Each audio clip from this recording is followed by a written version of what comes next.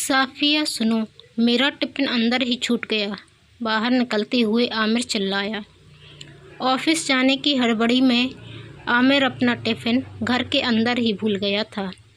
साफिया लगभग दौड़ती हुई गेट से बाहर निकली और टिफिन हाथ में थमाते हुए झल्ला पड़ी। अभी कितना काम बचा है घर में, कुछ पता है आपको? आप तो एक भी काम ठीक से नहीं कर पाते हैं।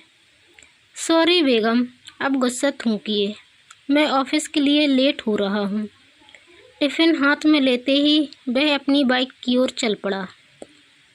4 साल पहले ही आमिर और साफिया की शादी हुई थी। अभी तक कोई संतान नहीं हुई थी।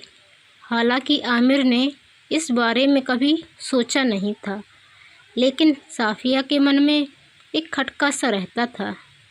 एक आध बार आमिर की अम्मी ने घुमा फिरा कर बात पूछी भी थी, लेकिन साफिया टाल जाती थी। फरीदाबाद की एक प्राइवेट फैक्ट्री में आमिर सुपरवाइज़र था। मूलतः वह सहारनपुर उत्तर प्रदेश का रहने वाला था। जिंदगी साधारण तरीके से गुजर रही थी। बस एक चाह थी कि थोड़े पैसे कमा लूं, फिर गांव में एक पक्का मकान बनवाऊंगा। विधवा अम्मी घर में अकेली रहती थी। आमिर ने उनसे कहा भी कि आप भी हमारे साथ फरीदाबाद चलो, सब साथ मिलकर रहेंगे, लेकिन उसकी अम्मी नहीं मानी। कहने लगी, बेटा, इस डीह पर तुम्हारे पिता की यादें हैं। तुम जब छोटे थे तभी वह गुजर गए थे। तब से इसी डीह पर मैंने मेहनत मशक्क़त करके तुमको पाला है। मैं यहीं रहूँगी। और फिर ज़माना भी तो ठीक नहीं है। जरा सा घर छोड़ो तो ज़मीन हथियाने वालों की कोई कमी नहीं है। ऐसे लोग तो इसी ताक में रहते हैं कि कब मौका मिले और बिना आदमी के डीह पर धीरे धीरे कब्जा जमाएं। आमिर अम्मी की बात टाल न सका, लेकिन महीने में एक बार उनसे ज़रूर मिलाता था। एक दिन उसने ऑफिस में ही किसी से सुना कि सऊदी अरब में किसी फैक्ट्री में सुपरवाइज़र की ज़रूरत है। एक आदमी है, वह 8 लाख रुपए लेकर नौकरी, पासपोर्ट, वीज़ा सब चीज़ का जुगाड़ कर देता है। अपनी नौकरी से ऐसे भी संतुष्ट नहीं था वो। ना तो पैसा बहुत था और ना ही मालिक का व्यवहार उसे अच्छा लगता था। ऐसे में उसे सऊदी जाने की बात किसी सपने से कम न लगी। बस पैसे का इंतज़ाम उसे करना था। घर आकर उसने अपनी पत्नी को ये बातें बताईं। पत्नी खुश तो हुई, लेकिन पैसे कहाँ से आएंगे, ये सोचकर थोड़ी उदास सी हो गई। दोनों मियाँ बीवी के पास कुल मिलकर 3 लाख रुपयों का बंदोबस्त हो पाया। अगर उसे सऊदी जाना है तो 1 हफ्ते के भीतर पैसे का जुगाड़ करना पड़ेगा। साफिया और आमिर दोनों ने अपने अपने घर में फ़ोन किया। साफिया के घर से भी कुल 3 लाख का इंतज़ाम हुआ और आमिर की अम्मी ने गांव के ही एक व्यक्ति से ब्याज पर 2 लाख रुपए उधार लिए। इस तरह घर, ससुराल, अम्मी व पत्नी के सहयोग से उसने पैसे जमा कराए। खुदा का शुक्र था कि वह आदमी ईमानदार निकला और 1 महीने के भीतर ही आमिर सऊदी को रवाना हुआ। जाते वक्त सबकी आंखें नम थीं। पता नहीं विदेश जा रहा है, अब कब वापस लौटे। तरह तरह की कहानियाँ भी उन लोगों ने सुनी थीं सऊदी के बारे में, कि कैसे वहाँ पासपोर्ट, वीज़ा छीनकर जबरन काम करवाते हैं। आमिर भी थोड़ा घबराया हुआ था, लेकिन फिर सब कुछ अल्लाह की मर्ज़ी पर छोड़कर वह सऊदी पहुँचा। इधर साफिया भी फरीदाबाद से वापस अपने मायके आई। मायका और ससुराल पास पास ही था। कुल 5 किलोमीटर का फासला था। कुछ दिनों तक मायके में रहने के बाद वह फिर अपने ससुराल आ गई, लेकिन आमिर के बिना उसे सब सूना सूना सा लगता। सोचती, अभी तो गए हैं वो, साल भर से पहले तो नहीं ही लौटेंगे। साल भर का समय उसे किसी युग सा लगता था। इधर सास भी गाहे बगाहे ताने देती, कहती, कि शादी के 4 साल हो गए हैं, लेकिन पोते का मुँह देखने को तरस गई। साफिया इन बातों को अनसुना करने की कोशिश करती, लेकिन बात उसके मन में कहीं कांटे सी फंस जाती। पड़ोस की कोई बूढ़ी आंगन में आई नहीं कि उसकी सास का रोना शुरू हो जाता। कितने अरमान से आमिर की शादी की थी कि इस डेह पर भी पोते पोतियों की किलकारियाँ गूंजेंगी, लेकिन 4 साल गुजर गए। एक बच्चे का मुँह देखने को तरस गई। अल्लाह जाने इसको बच्चा होगा भी या नहीं। मैं तो आमिर से कहती हूँ कि दूसरी शादी कर लो, लेकिन पता नहीं वह मेरी बात को हंसकर टाल देता है। दूसरी महिलाएं उसकी बात सुनती, थोड़ी सहानुभूति जताती और फिर जाते जाते ठाढ़स बताती कि अल्लाह के घर में देर है पर अंधेर नहीं है। तुम चिंता मत करो बहन, अल्लाह ने चाहा तो ढेर सारे पोते पोतियाँ तुम्हारे घर में आएंगे। उस दिन तो हद ही हो गई जब एक दिन साफिया के अब्बाजान बेटे से मिलने आए। औपचारिक बातचीत के बाद जब साफिया अपने अब्बू के लिए चाय लेकर पहुंची तो देखती है कि सास रोए जा रही है। मेरे तो कर्म ही फूट गए। जिस आशा को धरकर मैंने अपने आमिर का निकाह आपकी बेटी से किया था, सब धरे के धरे रह गए। अब तो आमिर भी सऊदी चला गया। अब मैं बिना पोते पोतियों का मुँह देखे ही मर जाऊंगी। साफिया के लिए ये कोई पहला मौका नहीं था जब उसने अपनी सास को बच्चों के लिए किसी और के पास रोते देखा था, लेकिन जब अपने अब्बू के सामने ही अपनी शिकायत सुनी तो आग बबूला हो गई। बोली, अम्मी अल्लाह से डरिए। आपको कैसे पता है कि बच्चा मेरे कारण नहीं हो रहा है? और अगर बाद में आमिर में ही कोई कमी निकली तो आप फिर क्या कहेंगी? खुदा ना करे कल को अगर आपकी शबनम के साथ यही हो तो आप फिर किसे दोष देंगी? पूरी तरह से फट पड़ी साफिया। बोलते बोलते रुआंसी हो गई थी वो। सास भी अंदर ही अंदर भरी पड़ी थी। बोली, देखो देखो इसके तेवर तो देखो।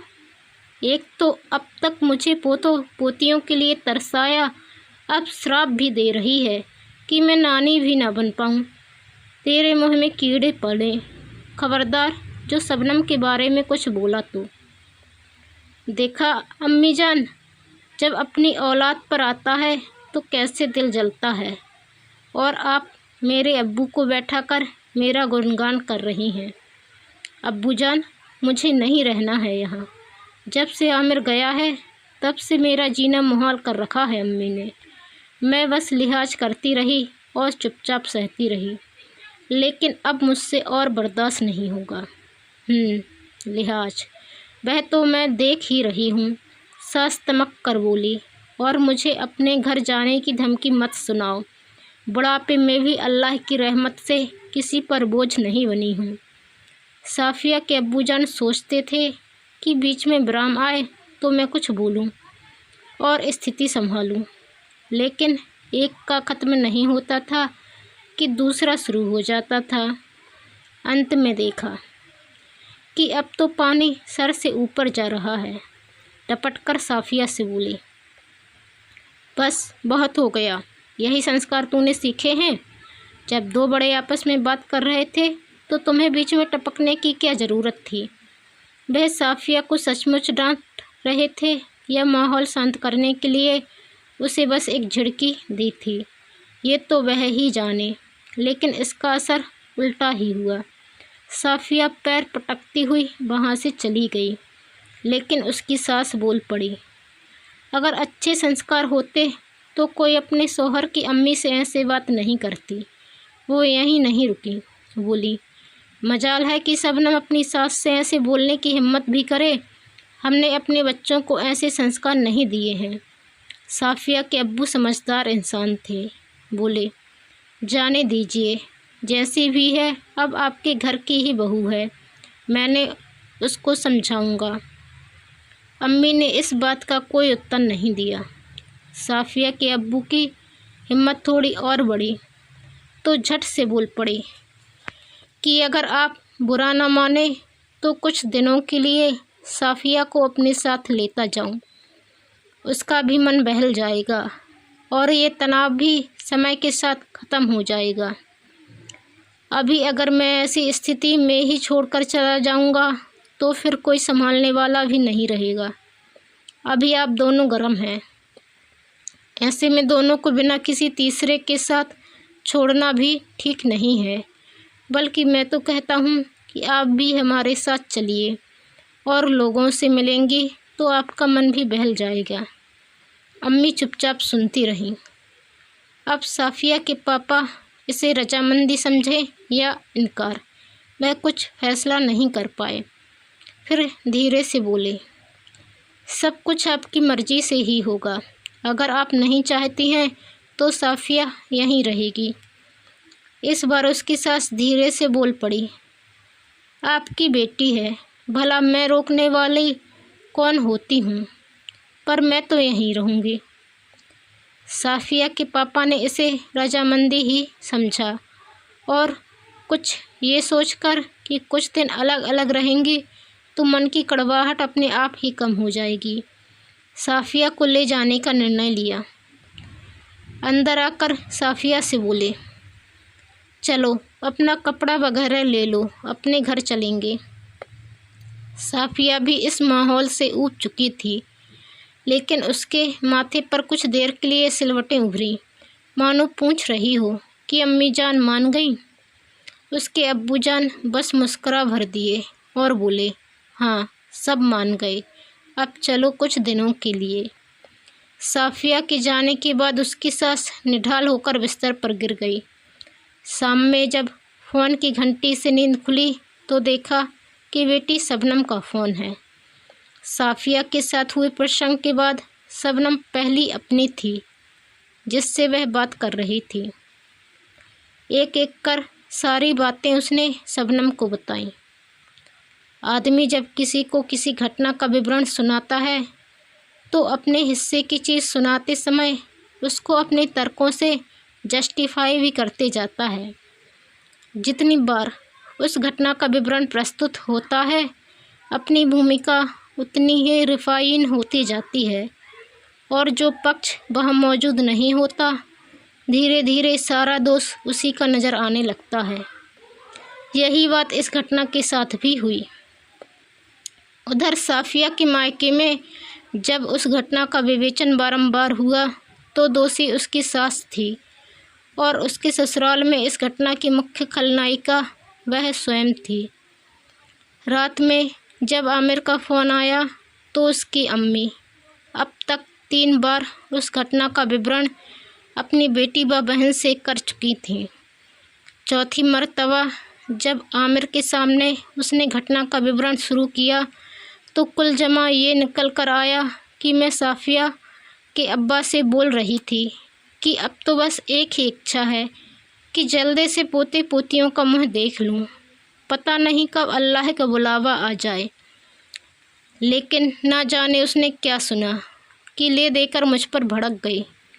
उसको बच्चा नहीं होने का अपना दर्द है, परंतु उसने अपना सारा गुबार मुझ पर निकाल दिया। जब मैंने पलटकर जवाब दिया तो पैर पटक कर बोली कि मुझे यहाँ नहीं रहना है और अपने अब्बा के साथ अपने घर चली गई। आमिर ने सुना तो उसकी तन बदन में आग लग गई। बस इतना ही बोल पाया कि माँ फ़ोन रखो, मैं उससे बात करता हूँ। लेकिन माँ फ़ोन रखने के बजाय सुबकने लगी, मेरा तो एक ही बेटा है, अगर उससे भी नहीं बनी तो मैं कहाँ जाऊँगी। आगे की बात उसकी हिचकियों में दब गई।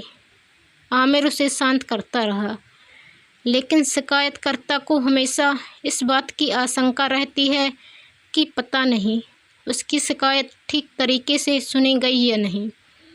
आमिर जितनी बार अम्मी के मुँह से उनकी व्यथा सुनता, साफ़िया पर उसका गुस्सा उतना बढ़ता जाता। जब उसकी माँ ने फ़ोन रखा तो गुस्से के अतिरेक में उसने तुरंत साफ़िया को फ़ोन लगाया। उसे इस बात पर और ज़्यादा क्रोध आ रहा था कि साफ़िया अम्मी से झगड़कर अपने घर चली गई।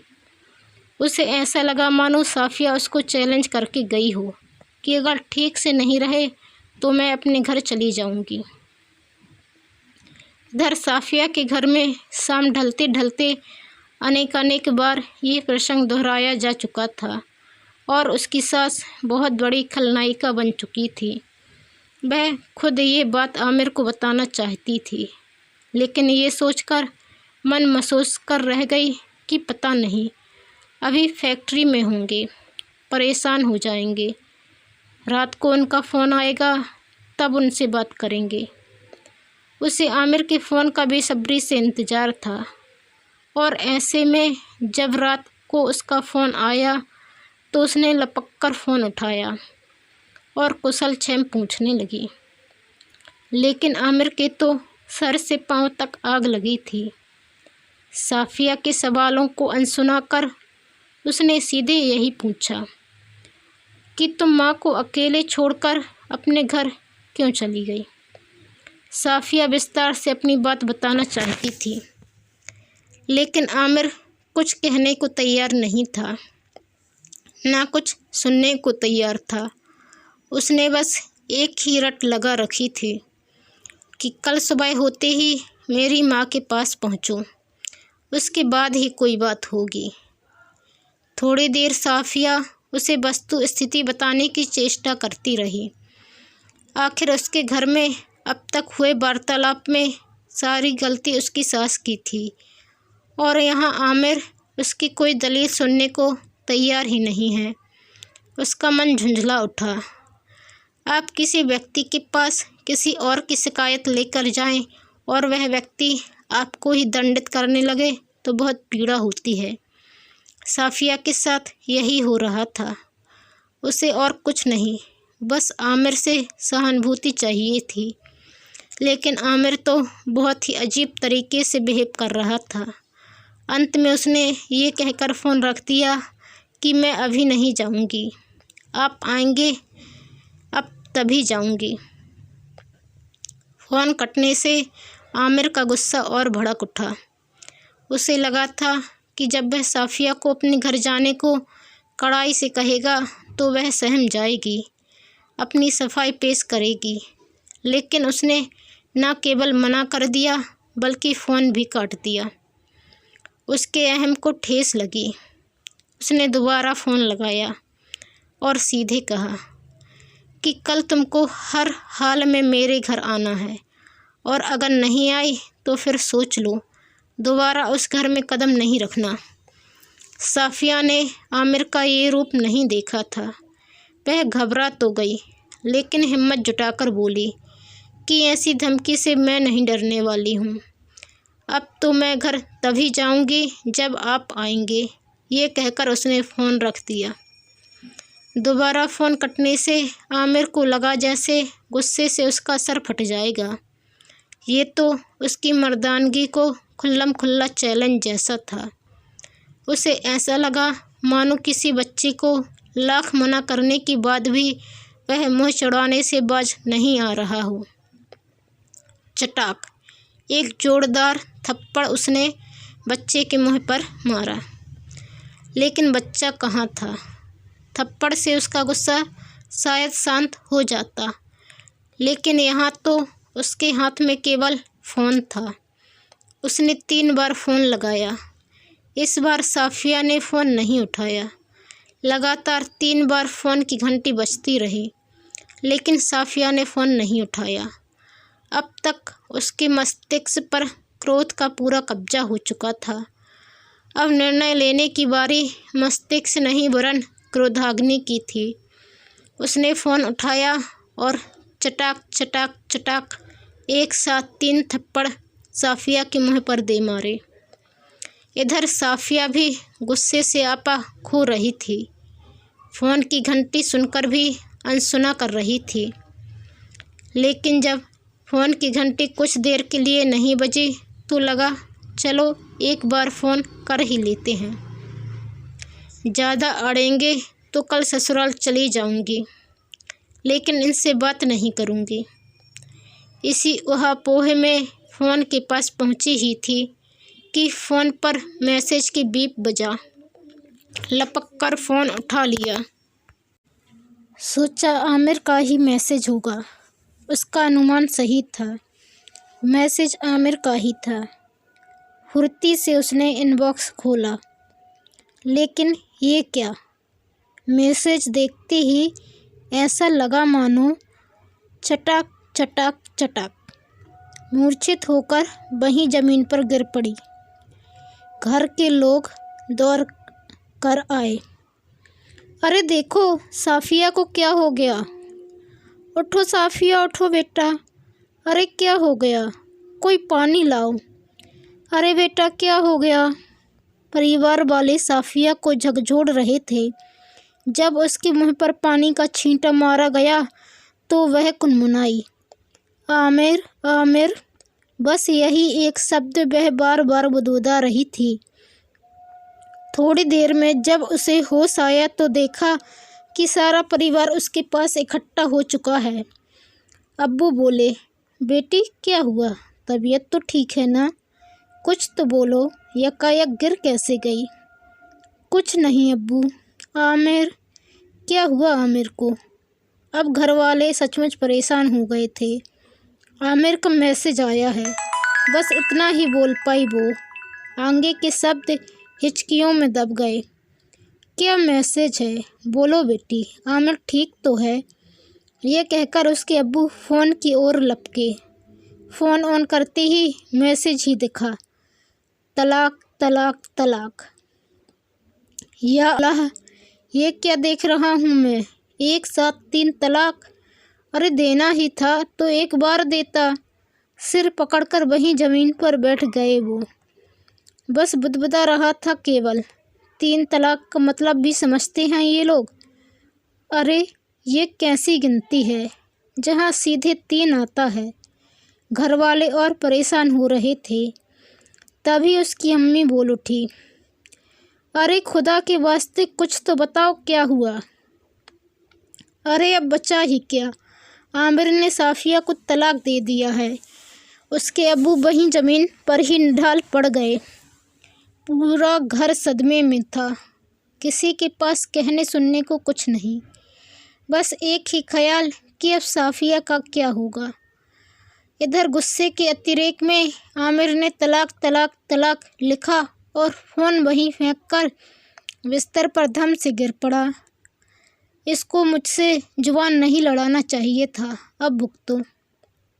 आमिर का मन पूरी तरह क्रोध के बस में था।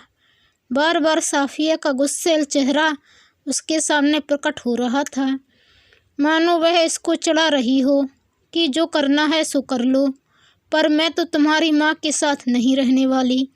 गुस्से से ऐसा लगा मानो उसका सर फट जाएगा। भूख और नींद आँखों से कोसों दूर थी। बस वह बिस्तर पर करवटें ले रहा था। सुबह जब नींद खुली तो दिन चढ़ाया था। घड़ी पर नज़र पड़ते ही वह चौंका। अरे ये तो लेट हो गए आज। फुर्ती से उठा वो, लेकिन जब कल रात की बात याद आई तो फिर धम से उसी बिस्तर पर ढेर हो गया। ड्यूटी पर जाने की बिल्कुल इच्छा नहीं हुई उसकी। ऐसा लग रहा था मानो किसी ने उसकी सारी शक्ति निचोड़ ली हो। लेकिन ड्यूटी पर ना जाने का केवल एक ही उपाय था कि कंपनी का डॉक्टर उसकी बीमारी की ताकीद करे। लेकिन डॉक्टर तो मानो रेस्ट एडवाइस के लिए बना ही नहीं था। सारी बीमारी को पहले शक की निगाह से ही देखता था। अभी पिछले महीने ही नौशाद जब साइट पर अधमरा सा हो गया था, तब कहीं डॉक्टर ने उसे बड़े शहर में शिफ्ट करवाया था। नौशाद का कमज़ोर व लाचार चेहरा उसके सामने था, लेकिन तभी डॉक्टर का कठोर चेहरा उसके सामने घूम गया। दोनों चेहरे आपस में गड़बड़ होकर एक बन गए और अजीब सी आकृति उसकी आंखों में चुभने सी लगी। हड़बड़ाकर उसने बिस्तर छोड़ दिया और बाथरूम में घुस गया। दिन भर ना तो उसका मन काम में लगा और ना ही आराम में। फुर्सत के कुछ क्षण जिनका वह बाकी दिन इंतज़ार करता रहता था, आज तो मानो उसे काटने दौड़ते थे। अपने किसी मित्र से उसने इसकी चर्चा नहीं की। किसी ने कुछ पूछा भी तो बता दिया कि माँ की तबीयत ठीक नहीं है।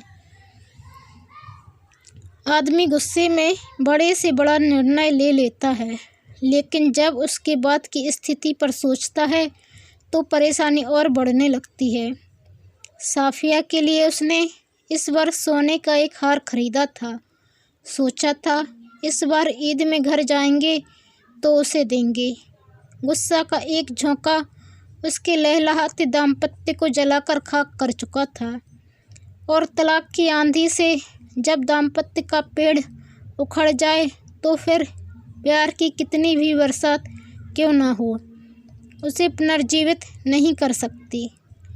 जितनी बार वह बात की गहराइयों में जाता, उसका मन उतना ही उलझते जाता। भविष्य पूरी तरह उलझा उलझा दिखता। रात में उसने फिर अपनी अम्मी को फ़ोन लगाया। अम्मी ने फिर अपना दुखड़ा शुरू किया, लेकिन आज आमिर कुछ बोला नहीं। बस अंत में इतना ही बोल पाया कि अम्मी, मैंने साफिया को तलाक दे दिया है। हे अल्लाह, ये तू क्या बोल रहा है बेटा? तलाक का मतलब भी समझता है? उसकी अम्मी बिफर पड़ी। अम्मी, अब तो मैंने तलाक दे दिया है, अब सोचकर क्या फ़ायदा? आमिर का संक्षिप्त सा जवाब था। लेकिन बेटा, अभी तुम्हारा पूरा जीवन पड़ा है, बिना पत्नी के कैसे गुजारा होगा? अम्मी को बेटे के भविष्य की चिंता हो रही थी। अम्मी इस बारे में आकर बात करेंगे, अभी कुछ दूसरे काम हैं, अब कल बात करेंगे। आमिर ने बात यहीं ख़त्म कर दी। इस एक छोटे से शब्द तलाक ने 3 जगहों पर मनहूसियत फैला दी थी। आमिर सऊदी में, उसकी माँ अपने गांव में, और साफिया का पूरा परिवार उसके ससुराल में। हर जगह की खुशियाँ मानो इस एक शब्द ने लील ली थीं। समय बड़े से बड़ा घाव भर देता है, लेकिन किसी अपने से दूर आप इस आशा में जी रहे हों कि एक दिन उससे मिलने की बारी आएगी, और उस आशा पर ही वज्रपात हो जाए तो आदमी टूट जाता है। ऊपर से ये एहसास कि थोड़ी देर अगर गुस्से पर काबू कर लेता तो हालात इतने ख़राब न होते।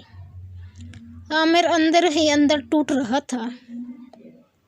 अपने पुराने दिनों की सुनहरी यादें बरबस उसका ध्यान अपनी ओर खींच लेती। ये सोचकर तो उसे अजीब सा ही लगता कि 4 सालों का प्यार भरा रिश्ता बस एक झटके में टूट गया। कल्पना में भी वह इस बात से सिहर जाता कि वह अब साफिया से अजनबी की तरह मिलेगा। मन में विचारों की आंधी सी चलती रहती, और सारी बातें बस एक बिंदु पर आकर ठहर जाती कि अब सब कुछ ख़त्म हो गया। काम में तो उसका मन लग नहीं रहा था।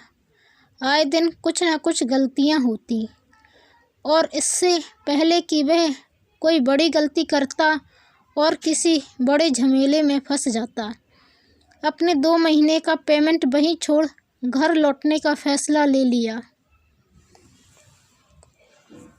यारों दोस्तों ने बहुत समझाया कि तुम गलती कर रहे हो, कुछ दिन और रुको, फिर एक साथ ईद की छुट्टी में चलेंगे। लेकिन उस पर तो मानो घर वापस लौटने का भूत सवार हो गया था। उसने किसी की एक ना सुनी और वापस अपने वतन लौट गया। इधर साफिया के घर का बुरा हाल था। बेटी के भविष्य को लेकर सभी चिंतित थे। कुछ ही दिनों में घरवाले दूसरा रिश्ता ढूंढने लगे। लड़की जिस घर में नाज नखरे से पलती है, वही घर शादी के बाद उसे पराई समझने लगता है। जल्दी से उसकी विदाई हो जाए और अपने ससुराल में वह खुश रहे, यही सोच पूरे परिवार की हो जाती है। साफिया को ये बात बिल्कुल अच्छी नहीं लगती। उसे लगता क्या वह बिना शादी किए इस घर में नहीं रह सकती है? और अगर शादी करनी ही है तो ऐसी जल्दी भी क्या है? कभी खुद को कोसती कि उस दिन अगर आमिर की बात मानकर उसके घर चली ही जाती तो आज अपने ससुराल में शान से रह रही होती। फिर लगता कि आमिर ने तो उस दिन उसकी बात ही नहीं सुनी, बस अपने घर वापस जाने को लेकर अड़ गया। तरह तरह के सवाल मन को खंगालते पर जवाब किसी का ना होता। पिछले जीवन के प्यार भरे लम्हे अब केवल खौफ बनकर रह गए थे। आमिर अपने घर लौटा तो उसकी अम्मी खुशी से फूली ना समाई। मन उदास था, लेकिन बेटे के आने की खुशी में वह सब कुछ भूल गई। बोली, बेटा चिंता न करो, अल्लाह सब ठीक कर देंगे। उससे भी अच्छी बहू मैं तुम्हारे लिए ढूंढ कर लाऊंगी। अल्लाह ने चाहा तो सब कुछ ठीक होगा। उसकी मर्जी से ही ये सब हुआ है, इसलिए पुरानी बातें भूल जाओ और अल्लाह पर भरोसा रखो। वह तुम्हारे लिए कुछ अच्छा ही सोचे होंगे। अम्मी बोलती जा रही थी, लेकिन आमिर तो मानो जैसे कुछ सुन ही नहीं रहा था। बस अंत में केवल इतना ही बोला, अम्मी मैं सब ठीक कर दूंगा। मैं आज ही साफिया से मिलने जाऊंगा। लेकिन बेटा अब उससे मिलकर क्या करोगे? सिवाय दुख के अब तुमको क्या मिलेगा? बीते हुए दुख को बार बार याद करके तुम केवल और केवल अपना दुख बढ़ाओगे। जब तुम समय को पलट नहीं सकते तो बेहतर है कि पिछले गम को भूलकर समय के साथ चलो। अम्मी का अंदाज दार्शनिक हो चला था। नहीं अम्मी, मैं साफिया से माफ़ी मांग लूँगा। अपनी गलती का प्रायश्चित कर उसे फिर से अपने घर लाऊंगा। आमिर अपनी ही रो में बोलता चला गया। लेकिन बेटा ये अब संभव नहीं है। नहीं अम्मी, मैं अभी उसके घर जाऊंगा और उसे मनाकर दोबारा इस घर में ले आऊँगा। अपनी अम्मी की बात काटकर वह बोल उठा। अम्मी कुछ और बोलती, इससे पहले ही वह साफिया के घर को निकल गया। साफिया ने जब सुना कि आमिर आया है तो पल भर को उसे विश्वास ही नहीं हुआ। एक पल में सारा गुस्सा व दुख मानो गायब हो गया। दौड़कर कमरे से बाहर आई और आंगन पार कर बैठक की तरफ भागी। रास्ते में अब्बू दिखे। वह ठिठक कर वहीं आंगन में खड़ी हो गई। अब्बू ने उसकी तरफ देखा, मानो पूछ रहे हों, अब उसके लिए ऐसा उतावलापन क्यों? अब वह तुम्हारा कौन है? और अगले ही पल अपनी बीबी के मुखातिब हो बोले, पागल हो गया है आमिर। कह रहा है कि साफिया से माफ़ी मांगने आया है और इसे लेकर ही वापस जाएगा। साफिया की अम्मी गुस्से से आग बबूला हो उठी। तलाक देते वक्त क्या उसकी अकल घास चरने गई थी? गुड्डे गुड़ियों का खेल समझ रखा है इसने। निकाह और तलाक को कह दो यहाँ से चला जाए। साफिया को पता नहीं क्यों अपनी अम्मी का ये व्यवहार अच्छा नहीं लगा। इन 2 महीने में घर में अम्मी अब्बू उसकी चिंता से ज़्यादा उसके निकाह के लिए चिंतित थी। बस एक बार निकाह हो जाए फिर अपने शौहर के साथ चली जाएगी। आज एक शौहर अगर अपने किए पर शर्मिंदा है तो उसको धुतकारने से क्या फ़ायदा? आमिर के साथ तो 4 साल रही है वो। उसका अच्छा व बुरा रूप देख चुकी है। नए आदमी का क्या ठिकाना? अगर वह इससे भी खराब निकला तो? क्यों साफिया, तुम्हारा क्या विचार है? अब्बू की आवाज़ ने साफिया की सोच पर विराम लगाया। क्या बोलती वो? चुपचाप नज़रें नीचे किए खड़ी रही।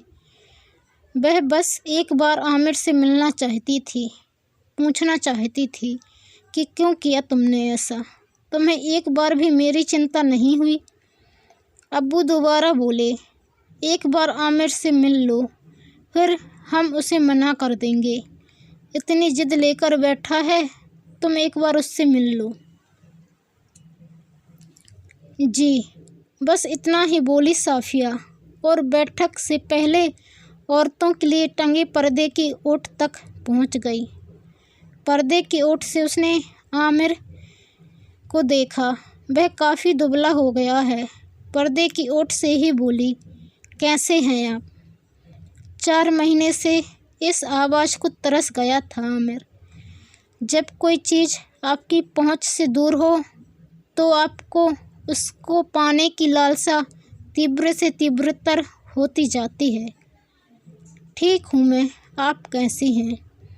जवाब के साथ ही उसने भी उसका कुशल क्षेम पूछ लिया। अब ठीक रहने को बचा ही क्या है? साफिया के स्वर में उदासी थी। मुझे माफ़ कर दो सफ़ू, मुझसे बहुत बड़ी गलती हो गई। तुम इस गलती की जो सज़ा देना चाहो दे दो, लेकिन वापस लौट आओ। पिछले 2 महीने मैं दोजख की आग में जल रहा हूँ। गुस्से की एक चिंगारी ने तुम्हें मुझसे दूर कर दिया। मैं तौबा करना चाहता हूँ, मुझे माफ़ कर दो। फबक पड़ा आमिर। साफिया का गुस्सा पता नहीं कहाँ काफूर हो गया। उल्टे उसे आमिर पर दया आने लगी। बोली, आप रोइए मत, आप जैसा चाहेंगे वैसा ही होगा। आमिर को इस बात की आशा बिल्कुल नहीं थी, परंतु उसे क्या मालूम था कि शादी के बाद बेटी मायके में बोझ की तरह हो जाती है। उसका पुराना अधिकार न जाने कब और कैसे उससे छिन जाता है कि इसका आभास तक नहीं होता है। साफिया पिछले 2 महीने में इन बातों को भली भांति समझ चुकी थी। सिसकते हुए आमिर बोल पड़ा, बस सफ़ू, अब मैं दुनिया से लड़ जाऊंगा। तुमने हाँ कह दिया तो मैं सबको मना लूँगा। साफिया से भी आमिर का दुख देखा नहीं गया। वह वापस अपने घर लौट आई और सीधे अपने कमरे में बिस्तर पर निढाल होकर पड़ गई। अब्बू को जब पता चला कि दोनों एक दूसरे के साथ रहने को राजी हैं, तो उसे समझ में नहीं आया कि वह खुश हो या दुखी। उसकी अम्मी ने जब सुना तो बिफर पड़ी। उसे पता भी है कि वह दोनों क्या बोल रहे हैं, ये इतना आसान थोड़े ही है। लेकिन हम अपनी बेटी को घर में बैठा कर भी तो नहीं रख सकते, कहीं ना कहीं तो शादी करनी ही पड़ेगी। अब्बू संयत स्वर में बोले। शादी की चिंता तो पिछले 2 महीने से अम्मी को सोने नहीं दे रही थी। हार कर बोली, तुम जो उचित समझो वह करो, मुझे तो बस अपनी बेटी की खुशी चाहिए। आमिर के साथ साफिया चली जाए, इससे एक साथ पूरे परिवार की चिंता का निवारण हो जाता, वरना नया लड़का ढूंढो, निकाह पढ़वाओ और उसकी क्या गारंटी कि वह अच्छा ही निकले। अंदर ही अंदर दोनों तैयार हो गए। आमिर ने जब सुना कि साफिया के घर वाले तैयार हैं तो वह खुशी से पागल हो गया। भागा भागा अपने घर आया और अपनी अम्मी से बोला, आप अब बिल्कुल चिंता न करें अम्मी जान, साफिया और उसके परिवार वाले तैयार हो गए हैं। लेकिन तुम साफिया को यहाँ लाओगे कब? अम्मी ने शंका जाहिर की। बस अम्मी, अगले जुम्मे को मैं साफिया को लेकर आऊँगा। ये इतना आसान नहीं है बेटा। 3 तलाक देने के बाद तुम ऐसे ही उसे अपने पास नहीं ला सकते हो। अब वह तुम्हारी बीवी नहीं रही। कोई बात नहीं अम्मी, हम फिर से निकाह कर लेंगे। आमिर पूरे जोश में था। ये निकाह और तलाक मजाक नहीं है बेटा। हमारे शरिया में सारी चीज़ों का नियम है। ऐसे मन मर्जी निकाह व तलाक नहीं कर सकती। फिर आमिर ने शंका जाहिर की, अम्मी, अब अगर दोबारा उससे निकाह करना है तो साफ़िया को एक बार किसी और से निकाह कर फिर तलाक लेना पड़ेगा और उससे तलाक के बाद ही वह तुमसे निकाह कर सकती है। और अगर हमने ऐसा नहीं किया तो? आमिर थोड़ा झुंझला गया था। अम्मी, ऐसा नहीं बोलते बेटा, तुम अल्लाह की नाराज़गी क्यों मोल लेना चाहते हो? आमिर, अम्मी, हमारा निकाह दो इंसानों के बीच का समझौता है, इसमें अल्लाह का क्या काम? और फिर समझौता तोड़ने या जोड़ने को दोनों पार्टी राजी हों तो मजहब को इससे क्या लेना देना? हमारा इस्लाम नया मजहब है, इसमें दो इंसान आपस में समझौता करके रिश्ता बनाते हैं। यहाँ कोई 7 जन्मों का रिश्ता नहीं है। जब कॉन्ट्रैक्ट में अल्लाह हमें पूरी आज़ादी देते हैं तो फिर तलाक और दोबारा निकाह में अल्लाह क्यों कर दखल देंगे? अम्मी, नहीं बेटा, जो अपने शरिया के हिसाब से जायज़ है वही तुम करोगे। उसकी अम्मी ऐसे भी साफ़िया से दोबारा निकाह के पक्ष में नहीं थीं। एक तो कुछ दिनों पहले का झगड़ा और दूसरे उसके अब तक कोई बच्चा न होने की कसक। वह तो सोचती थी कि चलो इसी बहाने उससे पिंड छूटा, लेकिन बेटे की जिद के आगे मजबूर थी, इसलिए शरिया के इस नियम को लेकर अड़ गईं। आमिर किसी भी हालत में साफ़िया को खोने की मूड में नहीं था। ससुराल से लौटकर आया था तो उसे लगा था कि सारी समस्या हल हो गई है, लेकिन अब जब अम्मी का ये फरमान सुना तो वह फिर सोच में पड़ गया। लेकिन वह अब कुछ भी करके साफ़िया को हासिल करना चाहता था। बोला, अम्मी, अगर साफ़िया ऐसे ही इस घर में आती है तो यही सही, पर अब वह ज़रूर आएगी। अगले ही दिन वह पास की मस्जिद के मौलवी जी से मिले। निकाह की बात करने पर मौलवी जी ने भी दोबारा निकाह का वही रास्ता सुझाया जो उसकी अम्मी ने सुझाया था। बोले, बेटा, निकाह इंसानी समझौते हैं, लेकिन इसमें अगर कोई समस्या आ जाए तो तलाक से इसका निदान पा सकते हैं। लेकिन नबी को मालूम था कि अगर तलाक इतना आसान कर दिया तो इंसान इसको गंभीरता से नहीं लेगा, इसलिए ऐसा नियम बनाया कि 3 बार तलाक देने के बाद ही मियाँ बीवी अलग अलग होंगे। शुरू के 2 तलाक एक तरीके से चेतावनी के रूप में इस्तेमाल होंगे। इस बाद अगर सब कुछ ठीक हो गया तो फिर दोनों आराम से साथ रह सकते हैं। लेकिन अगर तीसरी बार भी तलाक देने की नौबत आ जाए तो फिर ये मान लिया जाता है कि अब वह दोनों साथ नहीं रह सकते। लेकिन आजकल तो मानो पहले और दूसरे तलाक की कोई चर्चा ही नहीं होती है, सीधे 3 तलाक की बात होती है। अब अगर किसी ने सोच समझकर 3 बार तलाक दिया है तो फिर ऐसी क्या परिस्थितियां बदल जाएंगी कि वह साथ रह सकते हैं। फिर निकाह होगा, फिर कलह होगी और फिर तलाक होगा। और अगर किसी ने 3 अलग अलग समय में दिए जाने वाले तलाक को एक ही झटके में दे दिया है, फिर तो उसे इस गुनाह की सज़ा मिलनी ही चाहिए। उसने शरिया के दिए इस सुविधा का बेजा इस्तेमाल किया है, इसलिए हमारे शरिया में सोच समझकर ये व्यवस्थाएं बनाई गई हैं कि 3 तलाक के बाद फिर से दोबारा निकाह ना हो पाए। जब आप शिद्दत से किसी चीज़ को चाहते हैं तो उस राह में आने वाली हर एक बाधा उस चीज़ की भूख और बढ़ा देती है। आमिर अब हर हाल में साफ़िया को अपनी बीवी बनाना चाहता था। उसने कहा, अब जो भी हो मौलवी साहब, जो कुछ भी करना पड़े मैं करूँगा, बस साफ़िया मेरी होकर रहेगी।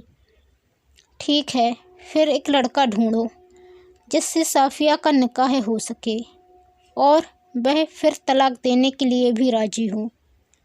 उसके तलाक देने पर आप दोबारा निकाह कर लेना। बस उस तलाक के बाद 3 महीने इद्दत के गुजारने पड़ेंगे। मौलवी साहब ने किसी विशेषज्ञ की भांति पूरी प्रक्रिया समझा दी। लेकिन ऐसा लड़का अब मैं कहाँ से लाऊं? आमिर मन ही मन बुदबुदाया। कुछ कहा आपने मियाँ? मौलवी साहब उसकी आंखों में झांक कर बोले। नहीं मौलवी साहब, मैं सोच रहा था कि ऐसा लड़का अब मैं कहाँ से लाऊं।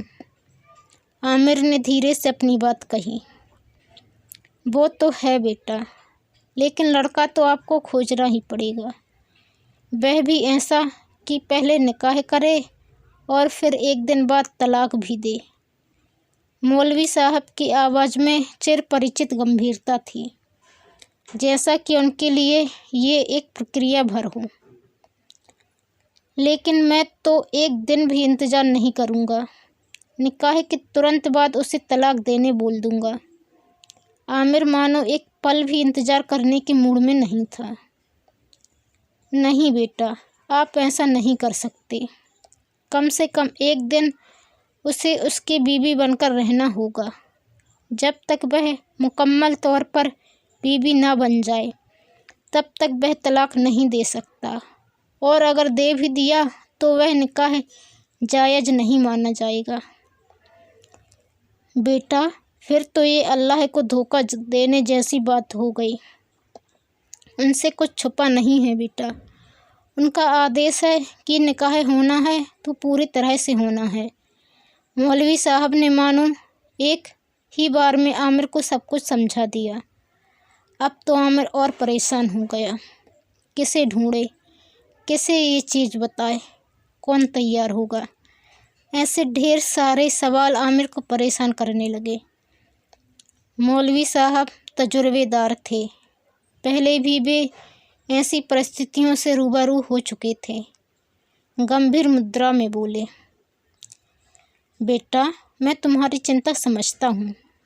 अगर कोई पहले से शादीशुदा है तो वह अपनी बीवी के कारण ये निकाह नहीं करेगा, और अगर कुंवारा है तो इस डर से नहीं करेगा कि कहीं भविष्य में इससे उसके अपने निकाह में बाधा ना हो। इसलिए ये काम गुप्त तरीके से करना पड़ेगा। मौलवी साहब ने आमिर की उलझन और बढ़ा दी। बड़े ही मायूस स्वर में वह बोला, फिर तो ऐसे किसी लड़के को ढूंढना मुश्किल ही है।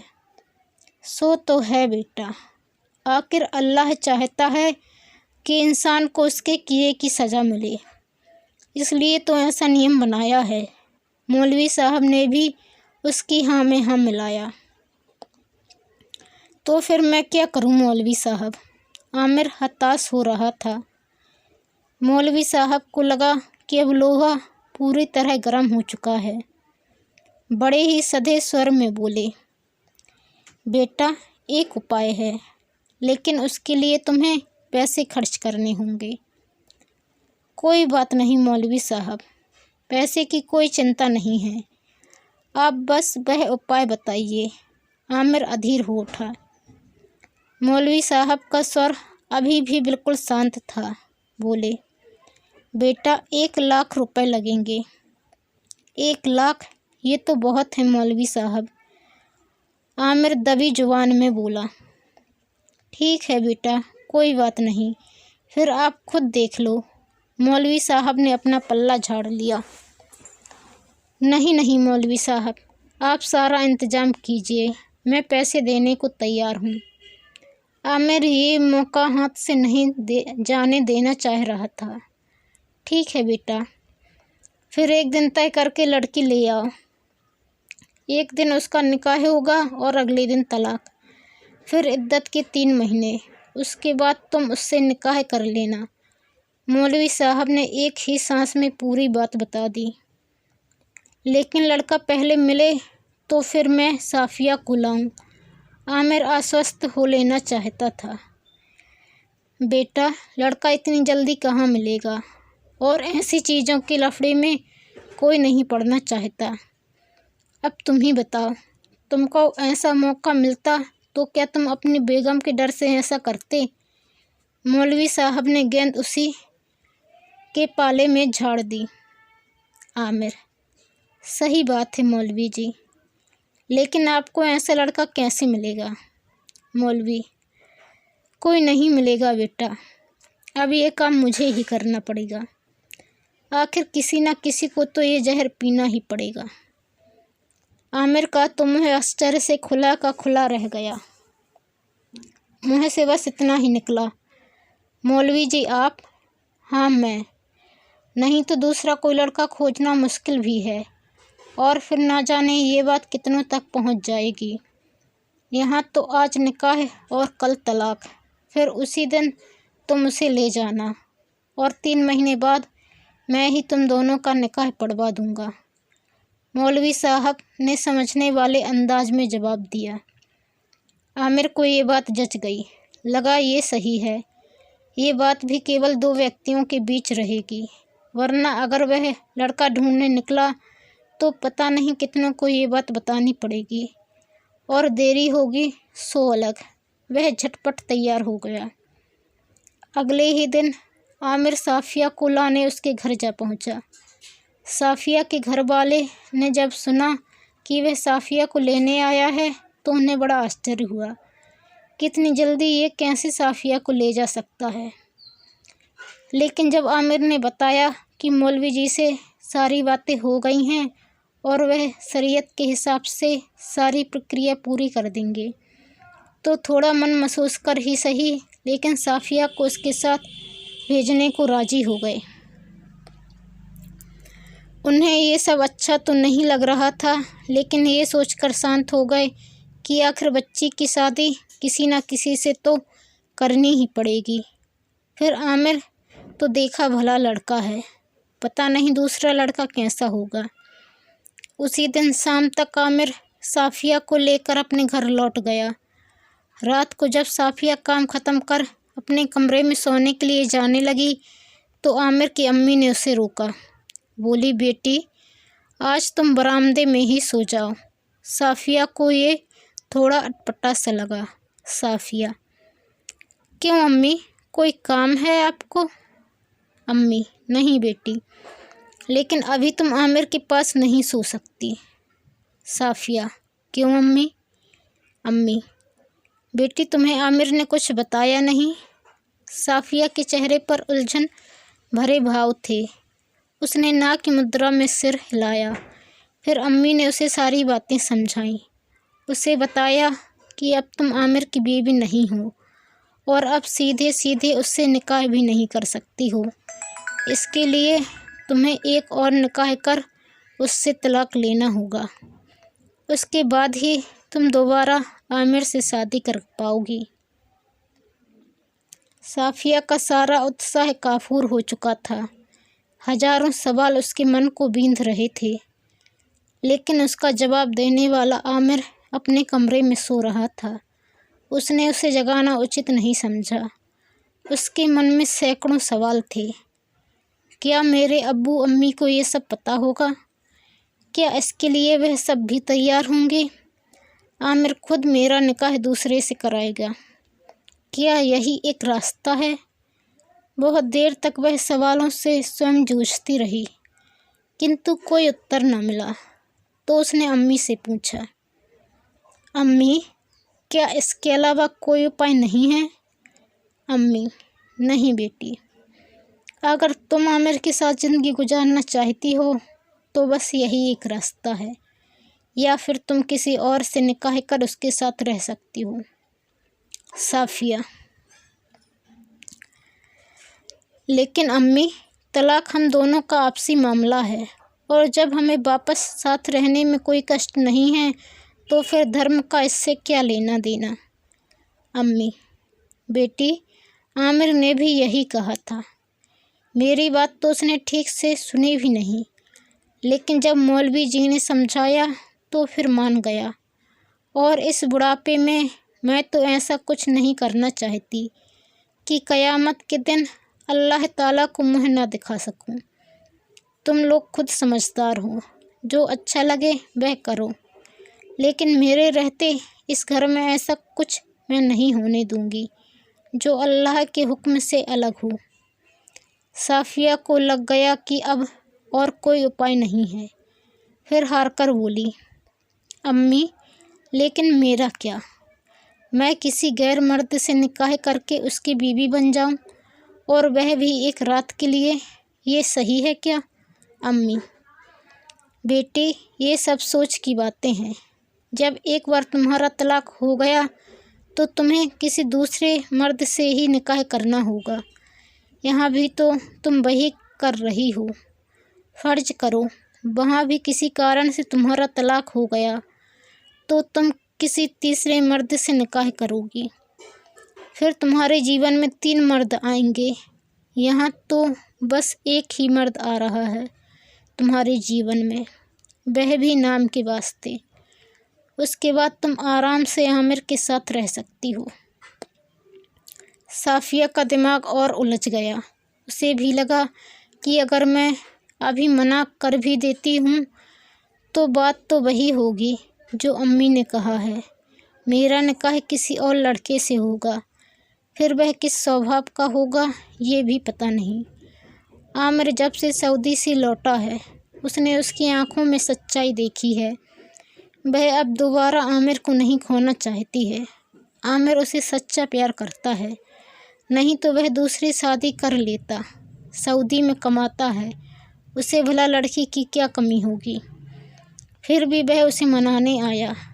अब मैं जहर का हर घूंट पी लूँगी, लेकिन आमिर को वापस पा कर ही रहूँगी।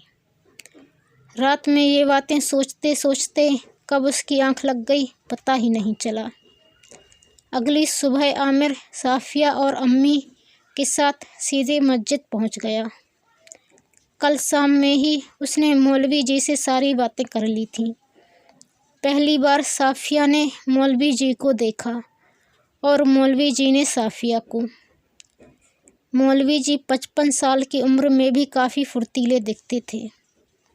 छोटा कद, सांवला रंग, सिर पर टोपी, लंबी खिचड़ी दाढ़ी, सफ़ाचट मूछें, लंबा कुर्ता और छोटा पजामा पहने टिपिकल मौलवी ही लग रहे थे। साफिया ने एक निगाह उनको देखा, फिर नज़र दूसरी ओर मोड़ लिया। मौलवी जी ने भी तिरछी नज़रों से साफिया को देखा, लेकिन चेहरा बुर्के में ढका होने के कारण कुछ ज़्यादा अनुमान नहीं लगा सके। वह आमिर से बात करने में व्यस्त था। निकाह से पहले आमिर से बोल पड़े, पैसे निकाह के पहले ही देने होंगे। हाँ मौलवी साहब, पैसे मैं लेकर आया हूँ, आप निकाह की रस्म आगे बढ़ाइए। पैसे मिलते ही मौलवी जी ने फटाफट निकाह की रस्म पूरी की। निकाह के गवाह बने आमिर और उसकी अम्मी। निकाह ख़त्म होते ही मौलवी साहब आमिर की ओर मुखातिब होकर बोले, अब काम हो गया आपका। कल सवेरे सवेरे मैं तलाक दे दूँगा और फिर आप दोनों का 3 महीने बाद यहीं निकाह करवा दूँगा। अब आप लोग जा सकते हैं। दोनों के जाते ही मौलवी साहब इशारों से साफिया को मस्जिद के अंदर बने एक कमरे में ले गए।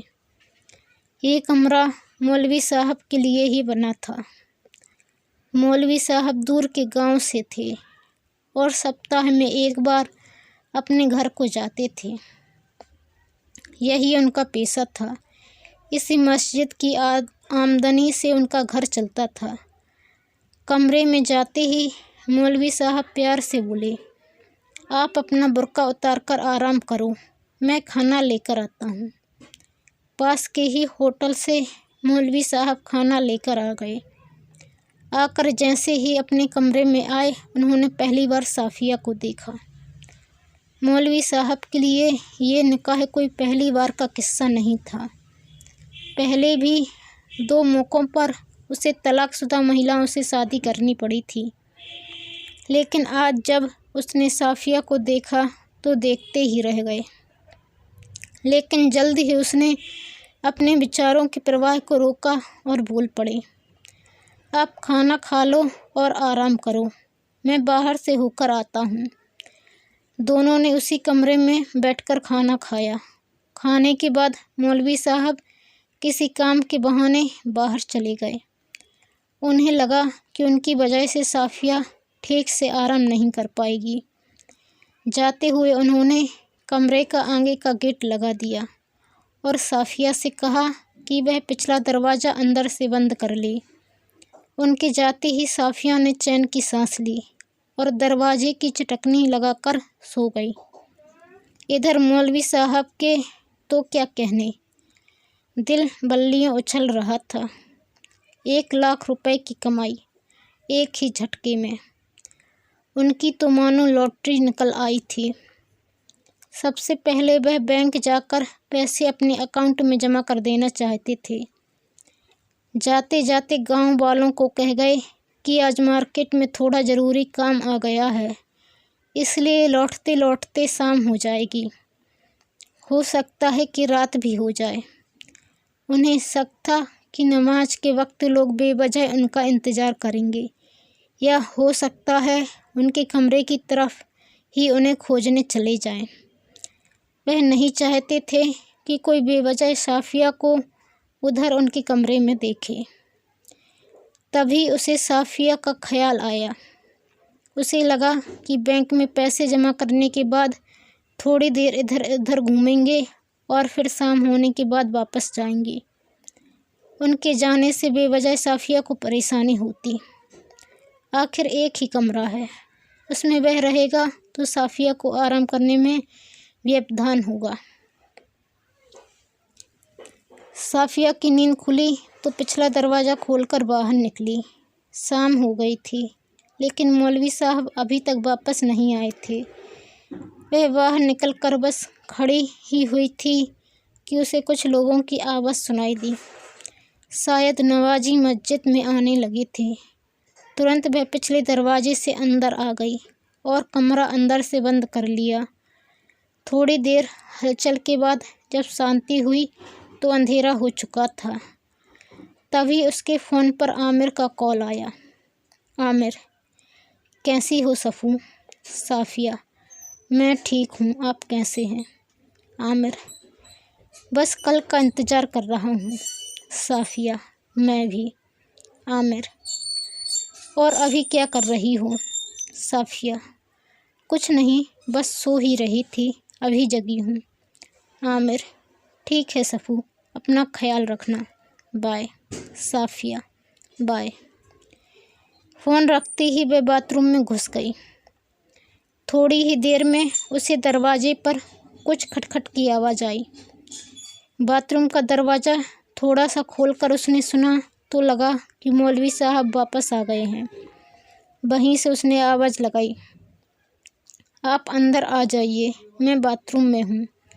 जब उसने गेट पर ताला खुलने के बाद गेट खुलने की आवाज़ सुनी तो बाथरूम बंद कर लिया। नहाकर वह बाहर निकली तो देखा कि मौलवी साहब रात का खाना लेकर ही आए हैं। निकलते ही मौलवी साहब बोल पड़े कि मैं भी नहा लेता हूँ, फिर खाना खा लेंगे, नहीं तो खाना ठंडा हो जाएगा। साफिया ने सहमति में केवल अपना सिर हिला दिया। रात का खाना खाने के बाद मौलवी साहब बाहर निकल गए। उन्हें शायद रात का खाना खाने के बाद घूमने की आदत थी। साफिया भी पिछले दरवाजे से बाहर निकलकर थोड़ी देर के लिए बाहर बैठ गई।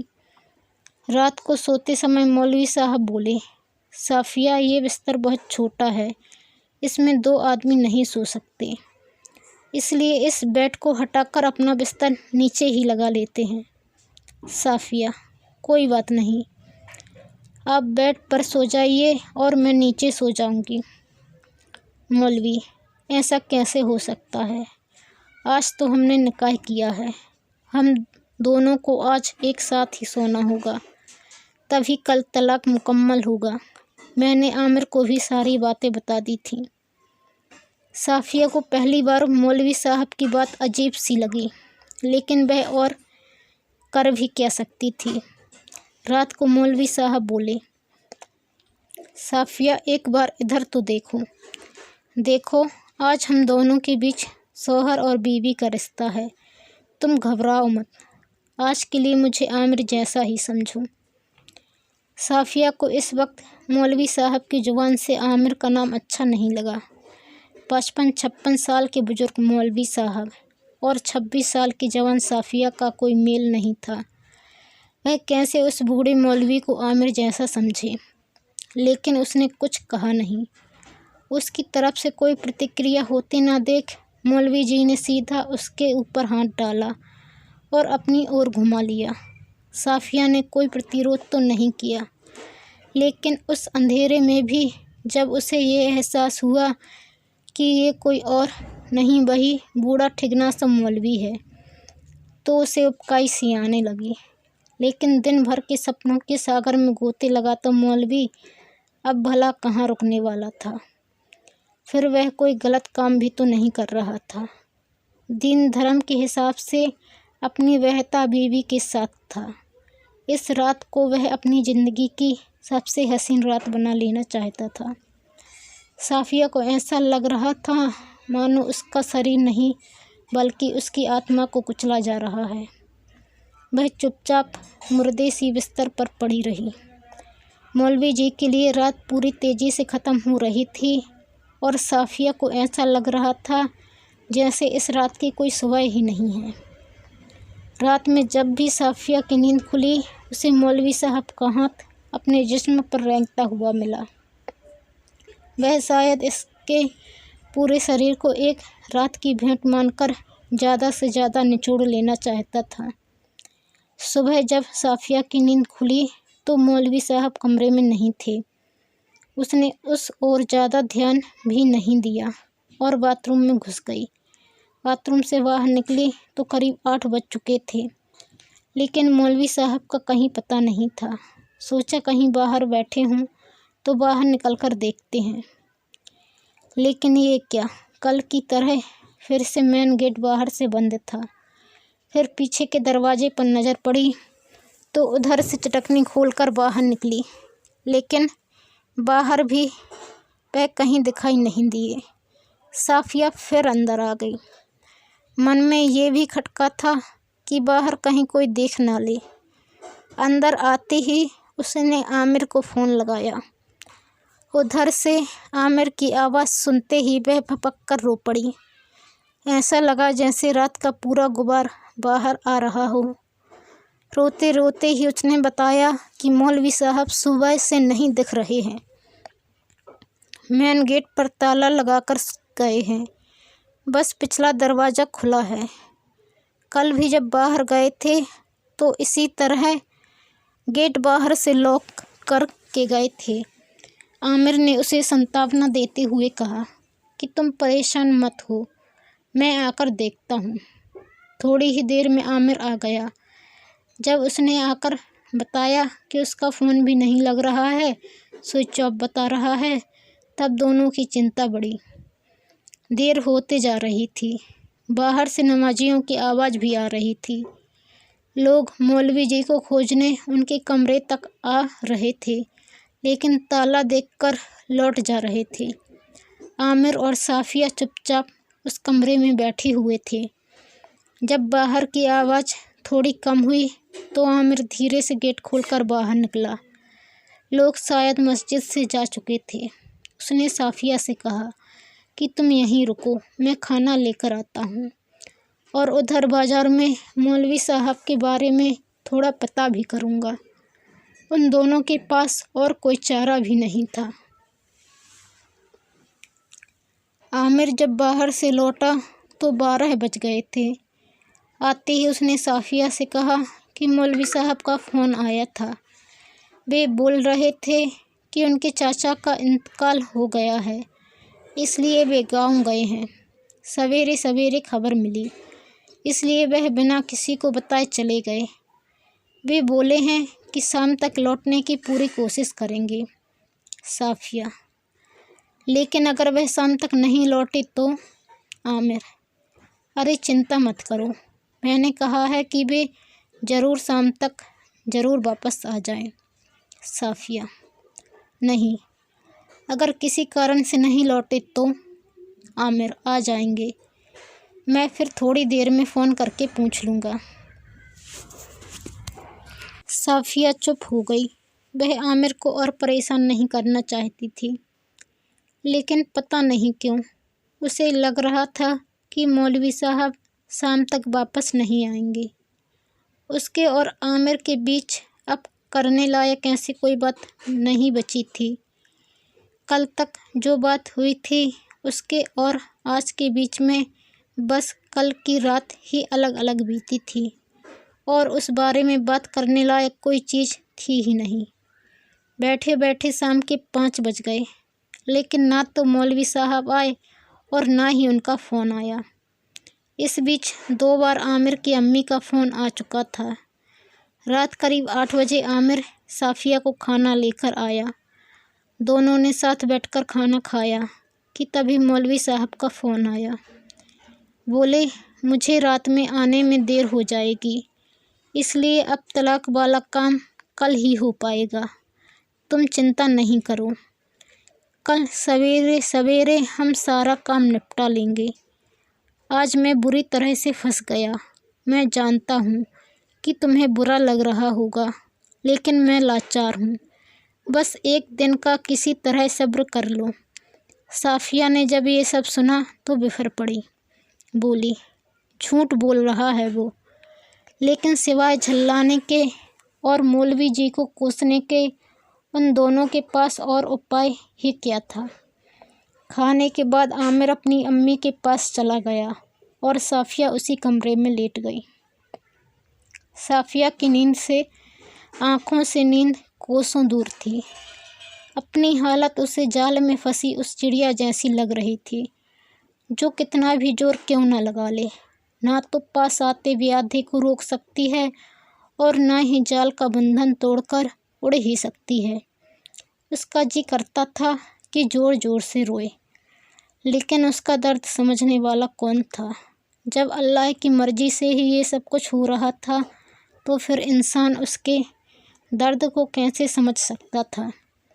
तभी दरवाज़ा खुलने की आवाज़ आई तो उसकी तंद्रा भंग हुई। विचारों का प्रवाह टूटा। देखा तो मौलवी साहब दिख रहे थे। पता नहीं क्यों अंधेरे में भी उसको मौलवी साहब की आंखों में एक शैतानी चमक दिखी। दुनिया में शायद हम अपनी ही सोच का प्रतिबिंब देखते हैं।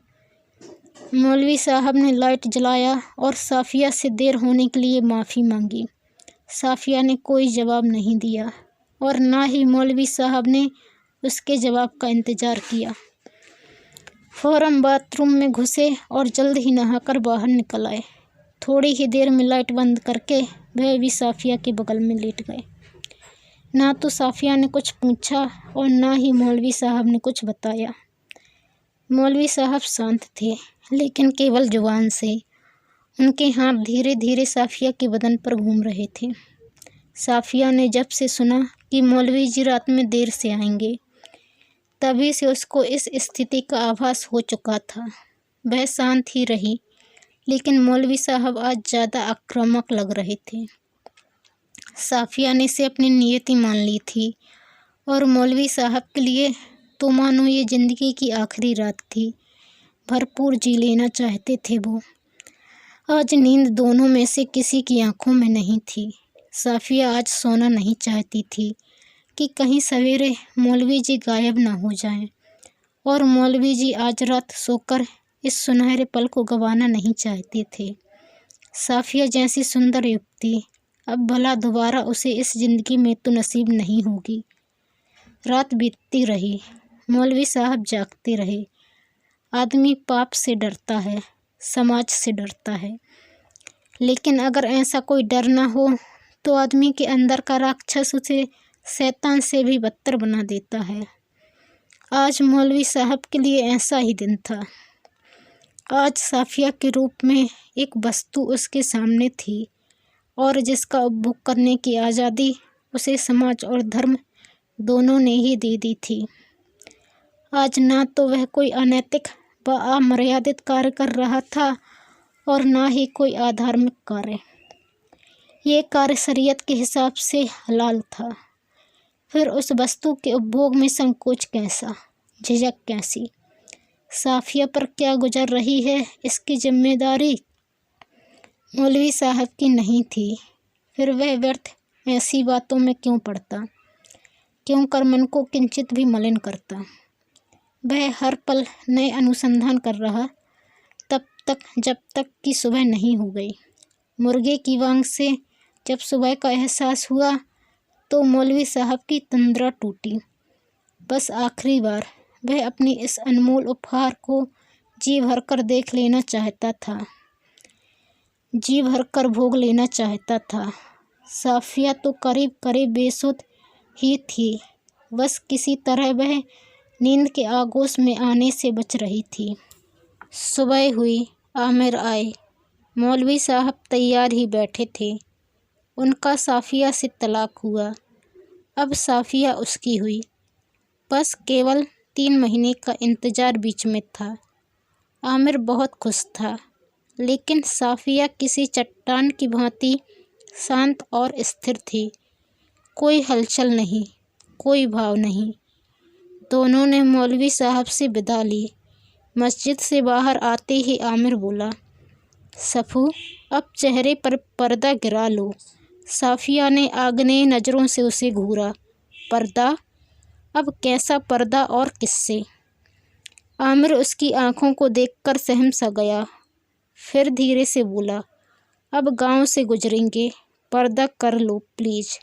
साफिया कुछ बोली नहीं, बस उसने चेहरे पर पर्दा गिरा लिया। जब वह गांव से गुजर रही थी तो उसे ऐसा लग रहा था मानो गांव वालों की नज़रें एक्सरे की भांति पर्दे से ढके उसके शरीर को छेद रही हों और उसके शरीर का एक एक अंग उनके समक्ष नुमाया हो रहा हो। दोनों घर के पहुंचते ही अम्मी ने चैन की सांस ली। बोली, बेटा, अब बस 3 महीने का और इंतज़ार करो, फिर साफिया तुम्हारी। लेकिन ये 3 महीने तुम उससे पूरी तरह दूर रहना। ठीक है अम्मी, अब बस कुछ खाने को दे दो, सवेरे का ही निकला हुआ हूँ, बहुत ज़ोरों की भूख लगी है। और हाँ अम्मी, मैं सोच रहा था कि आसपास के ही शहर में कोई छोटी मोटी नौकरी ढूंढ लेता हूँ। इस बहाने मैं साफिया से दूर भी रहूँगा और कुछ आमदनी भी होती रहेगी। आमिर ने एक ही सांस में अपनी बात पूरी कर दी और हुआ भी ऐसा ही। वहीं मेरठ में एक छोटी सी कंपनी में फिर से नौकरी करने लगा। दिन बीत रहे थे, बस ये इंतज़ार की घड़ियाँ लंबी हो रही थीं। आमिर दिन भर तो काम में व्यस्त रहता, लेकिन रात को बिल्कुल अकेला महसूस करता। उधर साफिया भी दिन भर घर के काम में लगी रहती, किंतु रात को जब अकेले में होती तो उसे भी आमिर की बहुत याद आती। कभी कभी यादों के इस मधुर पल में मौलवी साहब का शैतानी चेहरा कड़वाहट घोल देता। वह उन 2 रातों को ज़िंदगी से निकाल फेंकना चाहती थी, लेकिन वह रातें तो मानो जोंक की तरह उसकी आत्मा से लिपटकर निरंतर उसका लहू चूसती रहती थीं। उसे लगता था कि धीरे धीरे ही सही वह इन चीज़ों को भूल जाएगी। इधर उसका स्वास्थ्य भी ठीक नहीं रहता था। अम्मी बोलती कि तुम बहुत ज़्यादा सोचती हो, इतनी चिंता तुम्हारी सेहत के लिए ठीक नहीं है। सब कुछ भूलकर आगे का जीवन देखो। साफिया उनकी बात सुनती, लेकिन उसका अपने मन पर बस नहीं चलता। घटना को बीते हुए करीब 1.5 महीने बीत चुके थे। एक तरफ साफिया को लगता था कि चलो आधा समय तो बीता, लेकिन बाकी आधा उसे पहाड़ सा दिखता था। उसकी तबीयत दिन ब दिन खराब हो रही थी। खाने की कुछ इच्छा ही नहीं होती थी। शरीर दिनों दिन कमज़ोर हो रहा था। एक दिन ऊबकर अम्मी बोली कि अब तुझे डॉक्टर से दिखाना ही पड़ेगा। मैं सोच रही थी कि इद्दत के समय कहीं बाहर ना जाने दूं, लेकिन अब बिना डॉक्टर को दिखाए काम नहीं चलेगा। मुझे पता है दिन भर घर में बैठे बैठे तुम उल जलूल सोचती रहती हो। एक बार डॉक्टर साहब समझाएंगे, दवाइयाँ देंगे, फिर तुम ठीक हो जाओगी। इस बहाने बाहर निकलोगी तो मन भी बहल जाएगा। और फिर एक दिन दोनों डॉक्टर के पास पहुँचे। पूरा चेकअप करने के बाद डॉक्टर साहिबा ने कुछ टेस्ट लिखे और दोपहर में आने को कहा। दोपहर में जब दोनों पहुँचे तो डॉक्टर साहिबा प्यार से बोलीं कि चिंता की कोई बात नहीं है, सारे टेस्ट अच्छे आए हैं। बस आप लोगों के लिए एक खुशखबरी है कि ये आपकी बहू माँ बनने वाली है। या अल्लाह, अम्मी के मुँह से बस इतना ही निकला। साफिया तो वहीं कुर्सी पर ही शिथिल पड़ गई। दोनों की जुबान जैसे सर्द होकर जम गई। डॉक्टर साहिबा मुस्कुराईं, बोली, क्यों, आप लोगों को अच्छा नहीं लगा? साफिया तो बिल्कुल निढाल पड़ी रही, लेकिन अम्मी धीरे से बोल पड़ी, नहीं नहीं मैडम, बहुत अच्छा लगा। डॉक्टर ने ढेर सारी हिदायतें दी, कुछ दवाइयाँ लिखी, लेकिन दोनों सास बहू अब शायद कुछ करने की स्थिति में नहीं थीं। वहाँ से निकलकर दोनों सीधे घर आ गईं। दोनों अपने अपने बिस्तर पर धम से गिर पड़ीं। या खुदा, आपको मैंने पोता मांगा था, लेकिन इस तरह नहीं। जिस बच्चे में हमारे वंश का खून ही नहीं, उसे मैं भला अपना पोता कैसे मानूं? साफिया ने एक दिन कहा था कि आपको कैसे पता है कि कमी मेरे अंदर है? हो सकता है आमिर में ही कमी हो। अम्मी जितना सोचती उतना ही उलझती जाती। इधर साफिया का हाल तो और भी बुरा था। उसकी तो मानो सोचने की शक्ति ही खत्म हो गई थी। लगता था जैसे दिमाग की नसें जम चुकी हैं। दिमाग में कभी आमिर आता, कभी बच्चा और कभी मौलवी। आगे का भविष्य बिल्कुल बियाबान जंगल की भांति उलझा उलझा दिखता। जब आमिर सुनेगा तब क्या होगा? क्या वह मुझे अब भी स्वीकार करेगा? क्या वह बच्चे को स्वीकार करेगा? क्या अम्मी बच्चे को अपना पोता मानेंगी? आमिर के पुरुषत्व को चोट तो नहीं लगेगी? सैकड़ों सवाल थे और जवाब किसी का नहीं। दिमाग सुन्न हुआ जाता था। कभी लगता कि आमिर अच्छा लड़का है, वह दोनों को स्वीकार कर लेगा, लेकिन क्या ये सही होगा? उसे हमेशा ये लगता रहेगा कि आमिर ने उसे और उसके बच्चे को अपनाकर उस पर एहसान किया है। कभी सोचती कि अगर आमिर ने मना कर दिया तो फिर वह क्या करेगी? वह गर्भपात की सोचती, लेकिन संस्कार इसकी इजाज़त नहीं देती। ये तो ऐसे ही हराम है, कोई इसके लिए तैयार नहीं होगा। फिर तो दो ही रास्ते बचते हैं, एक ये कि आमिर उसे बच्चे सहित स्वीकार कर ले, लेकिन इसमें पूरी ज़िंदगी उसे ऐसे आमिर के साथ जीना पड़ेगा जिसने एक साथ विष के 2-2 घूंट पिए हों। पहला दूसरे का बच्चा और दूसरा पुरुषत्व वाले अहम पर आघात। आमिर के अस्वीकार करने वाली बात तो उसे हिलाकर रख देती, और दोनों ही स्थिति में आने वाली संतान उस काली रात को पूरी ज़िंदगी भूलने नहीं देगी। उसे पूरा जीवन ही अंधकारमय दिखने लगा।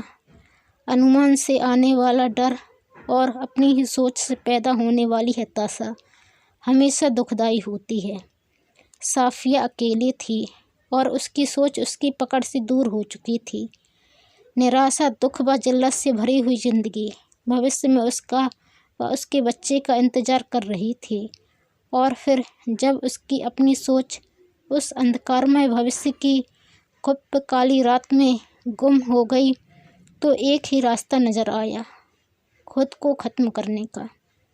उसके दिमाग ने एक बार और जोर लगाया, लेकिन वह उस निराशा भरे बादल की ओट से निकलने में नाकामयाब रही। वह चुपचाप उठी और उस राह पर चल पड़ी जहाँ से उसका लौटना नामुमकिन था। शाम में जब अम्मी ने काफ़ी देर तक साफिया की आवाज़ नहीं सुनी तो उसका दरवाज़ा खटखटाया। बहुत देर तक जब कोई उत्तर नहीं मिला तो उसका मन सशंकित हो गया। आसपास के लोगों को बुलाकर दरवाज़ा तोड़ा गया।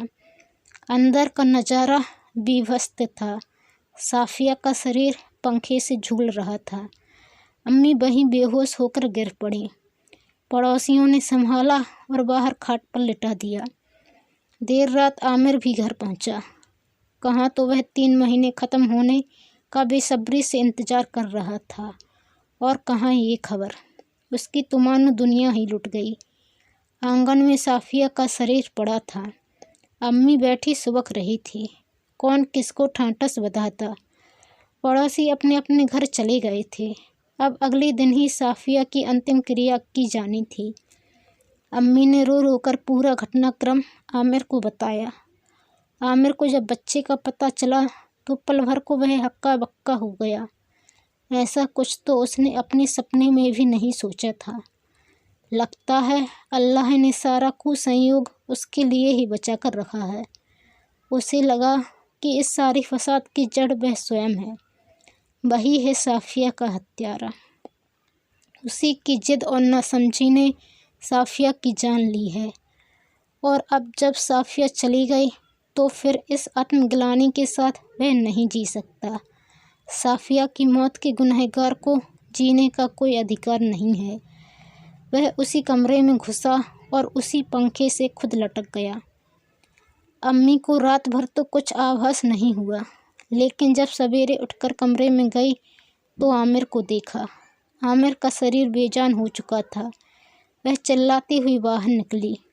आसपास के लोग आवाज़ सुनकर बाहर निकले। देखा कि आमिर की अम्मी चिल्लाती हुई घर से बाहर दौड़ रही है। लोग आए, लेकिन अम्मी तो मानो कुछ सुन व देख पाने की स्थिति में थी ही नहीं। लोग उनके पीछे भागे। आखिर पूछे तो कि क्या हो गया, लेकिन वह कहाँ रुकने वाली थी। वह आगे आगे और पड़ोसी पीछे पीछे, और फिर एक छपाक की आवाज़ के साथ वह कुएं में कूद गई। लोगों ने जब तक उनको निकालने की तैयारी की, तब तक वह इस दुनिया से बहुत दूर जा चुकी थी। एक ही घर से एक ही दिन 3 जनाजे निकले। तीनों एक ही दिन काल के गाल में समा गए। लेकिन इन तीनों की मौत का जिम्मेदार कौन था? शायद आमिर, या उसकी अम्मी, या फिर साफिया, या वह मौलवी, या फिर कोई और। इसका जवाब शायद किसी के पास नहीं था, या फिर कोई सही जवाब देना नहीं चाहता था। दोस्तों, यदि आप चैनल पर नए आए हैं तो प्लीज़ चैनल को सब्सक्राइब कर बेल आइकन को क्लिक कर लें। धन्यवाद।